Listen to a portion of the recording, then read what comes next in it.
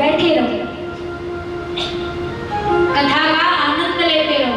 तो आप एक प्रकार से कमल के पुष्प हो, आप सभी भक्त कमल के पुष्प हो। और ये मत सोचना कि व्यास जी तो लंबी गद्दी पे बैठे और हम तो नीचे बैठे, ये तो अच्छा सुना लग रहा है, थोड़े हमारी भी गद्दी ऊंची लग जाए, हमें बड़े पसंद आए हैं, ऐसा कभी मत सोचना। जब भरे हुए गिलास में जल 2 गिलास है और एक गिलास भरा हुआ है एक खाली है, तो आप पहुंचोगे तो खाली गिलास में जल नहीं डाल रहे हो, भरे हुए में डालोगे तो वो जल कहाँ करेगा, गिरेगा, फैलेगा। तो हमेशा भरे हुए एक गिलास को उठा के खाली गिलास में जल डालना चाहिए। यानी आप भागवत अमृत का पान कर रहे हो, आपको भागवत की आवश्यकता है। ये श्री जी ने लाडली जू कन्हैया की भागवत तो बाद में बनी, लेकिन सबसे पहले लाडली जू का नाम आता है कि उन्होंने सुखदेव जी को तोते के रूप में सुखदेव जी को अपना शिष्य बनाया और उनको अपना बेटा मान के उन्होंने पूरी भागवत पिला दिया, पूरी भागवत कथा सुनाई। कौन? श्री राधा रानी सुखदेव स्वामी को, जो भागवत कथा कर रहे हैं। तो सबसे पहले श्री जी का ही नाम आता है, ये भागवत पहले राधा रानी का है फिर कन्हैया का। तो इसलिए कहते हैं कि ये ना सोचे कि हम कोई पृथ्वी पे बैठे हैं, आप साक्षात किशोरी जी की गोद में बैठे हैं, गोद में बैठ के ये आप तो श्री जी के लाडली जी की गोद में बैठे। सबकी सेवा अलग अलग है, सबकी अपनी अपनी सेवा मिली। बोलिए श्री वृंदावन बिहारी लाल की। तो आज ब्रह्मा जी ने भगवान से क्षमा याचना मांगी और ये भागवत उन्होंने देवर्षि नारद जी को श्रवण कराया। देवर्षि नारद जी कथा तो सुन लिए, लेकिन इसके नारद जी कथा तो पिताजी से सुन लिए, लेकिन नियम उनको मालूम कैसे चला, या नियम उनको मालूम चलेगा भी नहीं, क्योंकि ये कथा 7 दिन की होती है। तब उन्होंने बताया कथम ब्रह्मन् तेन मुखः कुतश्चिन्ता तुरो भवान् त्वरितं गम्यते कुत्र कुतश्चागमनं तव। एक बार ब्रह्मा जी इस धरती पे आए, उन्होंने देखा कि हर जगह, हर आश्रम में, हर मंदिरों में, हर घरों में लड़ाई चल रही है। हमने सुना है कि वृंदावन धाम बड़ा पवित्र धाम है और वहां चलते हैं, देखते हैं, कोई शांति मिलती है। तो वहां वृंदावन आए तो कुछ शांति दिखे तो कुछ लड़ाई दिखे। जाते हैं आश्रमों में तो वहां भी लड़ाई चल रही, कहीं यहाँ इनकी शादी है तो कल तालाक लहरों है। अब इससे देवर्षि नारद जी का दिमाग और खराब हुआ कि मतलब वृंदावन में भी इतनी अशांति मची हुई, इतने सब दुखी हुए, क्या बात है। लेकिन हमारी इच्छा करती है कि बार-बार वृंदावन जाए। वास्तव में वृंदावन शांति है। आप कितने लोग वृंदावन गए हैं? बहुत सारे लोग। फिर तो बहुत ही आनंद आ रहा होगा भागवत सुनने, है? ब्रजभाषा गानों में जा रही होगी तो बड़े आनंद आ रहे होंगे। तो इसका मतलब आप स्वयं भागवताचार्य हो। वृंदावन जो गए, वृंदावन का आनंद पा गए, फिर तो वो स्वयं भागवत बन गए और भागवत पान करने लगे। फिर तो जीते जी मुक्ति है, कृपा है। तो वृंदावन जाने का मन क्यों करता है? आपको पता है क्यों मन करता है? एक आध मैया खड़ी होगी, बता दो। वृंदावन जाने का मन क्यों करता है? वहाँ के पेड़े अच्छे लगते हैं इसलिए जाने का मन करे। ब्रजवासी पेड़े, वहाँ की फेमस चीज क्या है? पेड़े। कौन? ब्रजवासी पेड़े, ब्रज के पेड़े। खाए हो? कितने लोग खाए? वहां तो ना नकली खाए हो, असली ना खाए हो। असली आओगे तो हम खिलाएंगे। देखो वहाँ के पेड़े बिहारी जी के फेमस है। बाकी बात आपने, अच्छा वहाँ बस यही फेमस है और कुछ फेमस ना है? किसके लिए जाते हैं? किसके लिए? गोलगप्पे खाने, जमुना जी के दर्शन करने, दर्शन करने ना जाते। जमुना जी कौन है? ठाकुर जी की पटरानी है। और आप कह रहे हैं जमुना जी के दर्शन करने नहीं जाते, क्यों नहीं जाते? जमुना जी नहीं कि बिहारी जी नहीं, बिहारी जी नहीं तो जमुना जी नहीं। वो क्या उनकी पटरानी है? 16,108 पटरानियों में आती है कालिंदी माता यानी जमुना जी। तो आप उनके दर्शन तो करने जाते हो, लेकिन आज कल या और पहले भी गली गली में, हर मोहल्ले में, शहरों में, क्षेत्रों में, नगरों में, गाँव में, कस्बों में यही हल्ला मचा हुआ है, बिहारी जी वृंदावन बिहारी लाल की जय।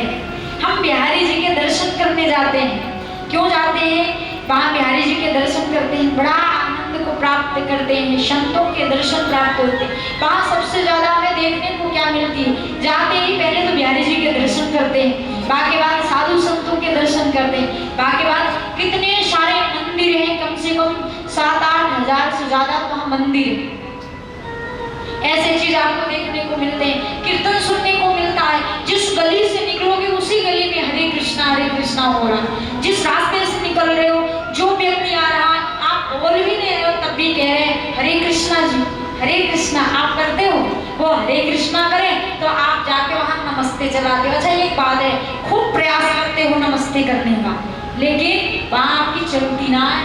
वहां तो हर जगह राधे राधे जी, राधे राधे जी, नमस्ते भूल ही जाते हो। बाकी बात यहाँ आते नमस्ते जी, नमस्ते जी। अरे कम से कम जा रहे हो तो राधे नाम लेके आओ, राधे राधे करो। तो हम यही आनंद लेने जाते हैं, और कहीं श्री जी की, हमारे बिहारी जी की कृपा है गई तो और ही आनंद प्राप्त हो जाते हैं, यानी वृंदावन के वासी बन जाते हैं, वहाँ निज निवास हमें मिल जाता है। इसीलिए तो कहते हैं, अच्छा वृंदावन कितने लोग चलो? अब हमारे साथ फिलहाल चलने का जस्ट किराया भाड़ा नहीं लगेगा, आप टेंशन ना लो, हम अपने किराए भाड़े से ले चलेंगे। चलोगे? दूसरे के पैसे के नाम पे कैसे सिर हिला दिए? हाँ चलेंगे, अपने पैसे खर्च करने के लिए पीछे हट जाएंगे। अच्छा हमारे पैसे से कितने लोग चलेंगे? हाथ उठाएं। राम नाम, कितने बेशरम हो है। अच्छा अपने पैसे से कितने लोग चलोगे? हाथ उठाओ। आप सही। अच्छा हमारे पैसे, कोई बात नहीं, हमारे पैसे जो चल रहे हैं, जो नहीं चल रहे हैं, सबको ले जाने के लिए तैयार है। हमारी बात आपको बुरी तो ना लगी?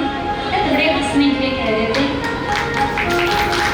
तो हमारे पैसे से चलेंगे तो हमारा पैसा है ताली है, और नृत्य करना। नृत्य करोगे ना? नृत्य तो करना रहे हो, केवल बैठे हो हैं, इतने रोटियां खा लिए हो कि नाचे नहीं जा रहा है, ना कीर्तन गाया जा रहा। 7 दिन भैया 2 रोटी कम खाई हो, क्योंकि न जयकारा लगेगी ना आवाज निकलेगी। जयकारा से पहले ढकार आवे हो हैं, और ढकार आएगा तो फिर कथा पूरी ना हो पाएगी, नींद आवेगी। तो रोटी कम खा के आए और कथा का फुल आनंद ले, पूरा आनंद ले, क्योंकि आवाज 2 ही कारण से नहीं आती। कौन कौन? एक तो भूख लगी हो तो आवाज नहीं निकलती, व्रत हो, और दूसरी बात या तो गले तक खा के आओ तब भी आवाज ना निकलती। तो इसलिए अपने लिमिट में खा के आना 7 दिन तक। आज तो चलो माफ है, कोई बात नहीं, खा के आए हो तो, और कल से हिसाब से खा के आना। और क्योंकि यहाँ नृत्य भी करना है, और वैसे भी खा के आओ तो यहाँ पच जावे हो, नाच लेना, कोई बात ना। मैं बीच बीच में कीर्तन कर दिया करूँगी। एक बार जोर से जयकारा लगाएं, बोलिए श्री वृंदावन बिहारी लाल की, श्री राधा रानी सरकार की जय, जय श्री राधे श्याम। वृंदावन जाने को जी चाहता है, हाँ जी चाहता, मेरा वृंदावन जाने को वृंदावन जाने को जी चाहता है।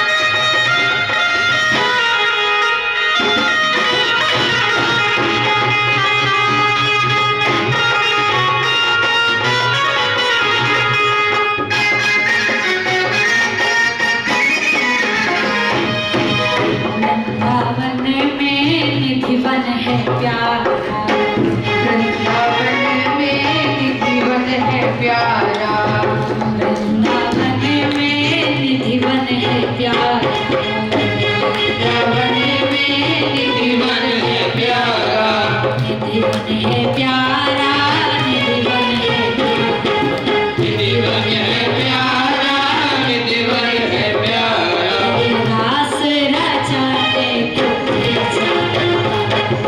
रास रचाने को जी जाता है, वृंदावन जाते को वृंदावन जाने को जी जाता है, चाहता है जी चाहता है, जी जाता है, जी जाता है, चाहता है जी चाहता है, जी जाता है, जी जाता है, वृंदावन जाने को जी चाहता है, वृंदावन जाने को जी जाता है, वृंदावन जाने को जी चाहता है, वृंदावन जाने को जी जाता है, राधे राधे गाने को जी चाहता है। राधे राधे गाने भक्ति माता वो नवयुवक स्त्री यमुना के किनारे से देवर्षि नारद जी जा रहे हैं और किनारे पे बैठ कर रुदन कर रही है। भक्ति माता के गोद में दो वृद्ध पुरुष लेटे हुए हैं और बुढ़ापे से कलयुग से जर्जर हुए बुढ़ापा छाया हुआ है और वो थर थर कांप रहे हैं। देवर्षि नारद जी को उन्होंने रोते हुए पुकारा क्योंकि उन्होंने सुना है भक्ति माता कि देवर्षि नारद जी जिसको मिलते हैं उसे भगवान की प्राप्ति जरूर होती है और कृपा जरूर होती है। यानी वो समझ गई कि देवर्षि नारद जी उन्होंने पुकारा, अजी मेरी बात को थोड़ा सुनिए। देवर्षि नारद जी ने पीछे मुड़ के देखा तो भक्ति माता बैठी। उन्होंने परिचय पूछा, देवी आप इतने नवयुवक, आपके गोद में वृद्ध पुरुष लेके ये कौन है? उन्होंने बताया, गुरुदेव ये हमारे दो वृद्ध पुरुष जो हैं ये हमारे पुत्र हैं और मैं इनकी माता भक्ति माता, ये पुत्र हमारे ज्ञान वैराग्य। अन्य शहरों में मैं जन्म ली और पली बढ़ी और जैसे वृंदावन में आई मैं तो जवान बन गई, बच्चे बूढ़े बन गए। ऐसा यहाँ कलयुग छाया हुआ, हम तो यहाँ नहीं रहेंगे। हे देवर्षि नारद जी हमारे दुखों को दूर करिए और बच्चों पे कृपा बरसाइए, वरना मैं सुतल लोक में चली जाऊंगी तो मैं कभी लौट के नहीं आऊंगी। देवर्षि नारद जी ने कहा, देवी आप चिंता मत करो, हम कोई उपाय करते हैं। कलिनाद हर में धर्म मित्रेण हरे अम्बाधिकार, कलिनाद धर्म मित्रेण यानी ये कलिना यानी कलयुग धर्म को नष्ट कर रहा है कि देखो माँ जवान और बेटे बूढ़े, ये कलयुग का असर है। लोगों की बुद्धि को खराब कर दिया, लोगों को बांध के रखा हुआ कि कोई भजन ना करे, कोई भगवान का नाम ना ले, लेकिन जबरदस्ती भगवान का नाम लेते हैं कि कलयुग हमारा कुछ नहीं बिगाड़ सकता। तो बड़ा ही सुंदर भाव भक्ति माता के कष्टों को दूर करने के लिए उन्होंने बहुत मेहनत किया, परिश्रम किया, वेद वेदांत का पाठ किया। दोनों बच्चे कुछ समय के लिए जगे, समाधि से उठे, लेकिन पुनः फिर वैसे पड़ गए। उन्होंने सोचा अब क्या उपाय करें, क्या करें। भक्ति माता रोदन। देवर्षि नारद जी को देवर्षि नारद क्यों कहते हैं? नारद जो कि अज्ञान का खंडन करें, नारद जिनकी बात कभी रद्द नहीं हुई, जहां गए उसको सत्य करके माने, जिसके घर में प्रवेश किए लड़ाई जरूर हुई।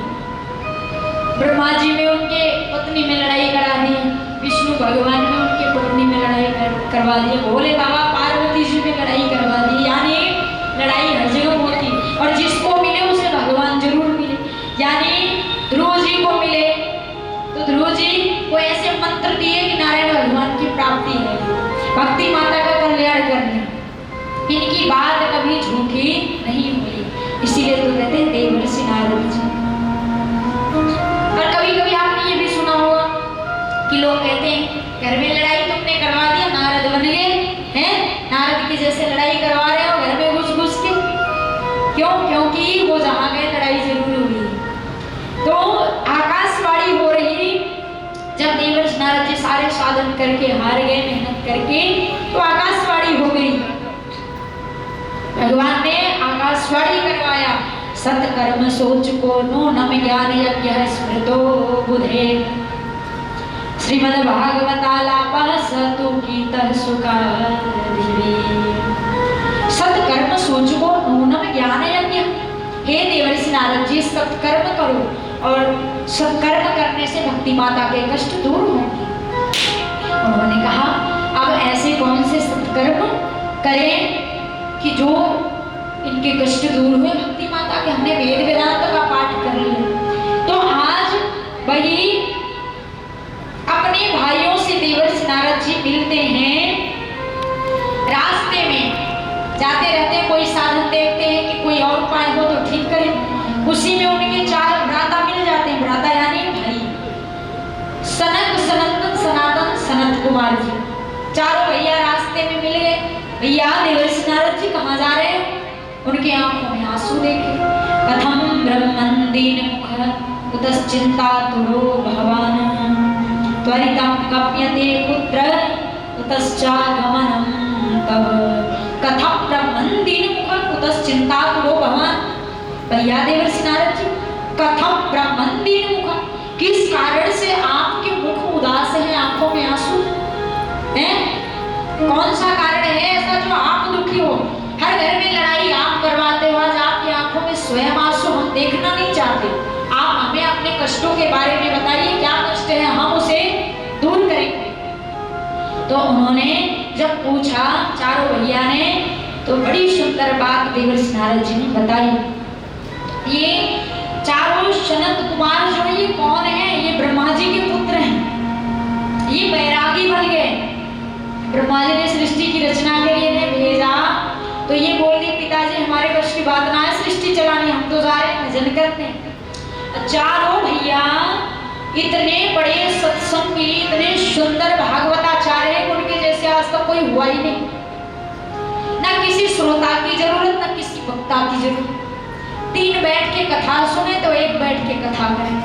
जहाँ मन करे, जहाँ नदी के किनारे कोई सुंदर किनारा, कोई सुंदर तट पाए, वहीं आसन लगा के बैठ गए और कथा चलने लगे। ये ऐसे वक्ता हैं कि एक बार ये कथा कर रहे थे चारों भैया, सनक, सनंदन, सनातन, सनत कुमार जी। यदि कोई पूछे कि देवर्षि नारद जी के 4 भैया कौन थे, उनका नाम बताइयो, तो क्या कहोगे? ऐसे उंगली पे गिना दी, याद रहेगा तब तो। अब निद्रा लेंगे तो कहाँ से याद रहेगा? तो 4